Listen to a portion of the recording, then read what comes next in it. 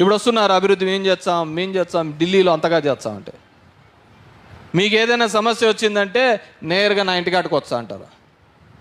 ఇప్పుడు వాళ్ళని కలుసుకోవాలంటే ఏడా పొద్దుటూరులో కలుసుకోవాలా, హైదరాబాద్లో కలుసుకోవాలా, ఢిల్లీలో కలుసుకోవాలా? మరి కలుసుకునే లోపల మన జీవితం సగం పోతుంది. ఇలా ఎంతోమంది నాకు ఏడాడోళ్ళంతా నాకేదో ఊలుతా అంటారు. ఓడిపోతాను నెలకే ఇతను వెళ్ళిపోయా, సూర్య వెళ్ళిపోయా. తర్వాత నేను వచ్చినాడనే శ్రీరామ్, నేనున్నాననే జనసేన, నేనున్నానని చెప్పేసి ఇప్పుడు కొత్త అతను.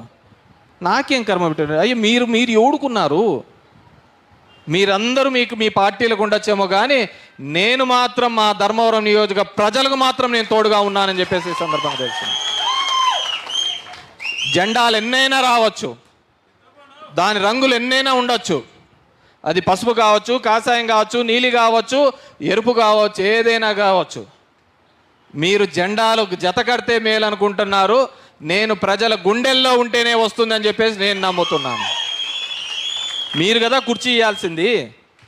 జెండాలు కట్టుకుంటే కుర్చీలు వస్తాయా? మీరు ఓటు ద్వారా ఇస్తేనే కుర్చీ వస్తుంది. అది మర్చిపోయి ఆ జెండా ఈ జెండా కలిస్తే అజెండానే లేకుండా పోయింది. వాళ్ళకు ఏం చేయాలో తెలీదు. ఎవరో ఒకరిని పెట్టేది ఏదో విధంగా కులం మతం అనే దాని మీద నడుచుకుంటూ పోతుంది. నేను అదే అడుగుతున్నా. మన ఊర్లో పడిన కష్టంలో ఉన్నప్పుడు ఈ కుల పెద్దలు ఎవడు కనపడలేదే? తాగడానికి నీళ్లు లేనప్పుడు మా కుల పెద్దలు కనపడలేదే?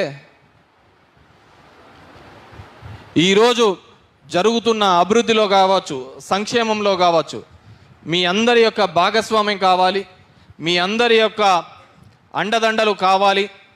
ప్రభుత్వం నుంచి రావాల్సిన పథకాలు ఏమాత్రం అవినీతి లేకుండా నేరుగా జనానికి రావాలి అంటే మాత్రం ఖచ్చితంగా జగన్మోహన్ రెడ్డి గారు ముఖ్యమంత్రి అయితేనే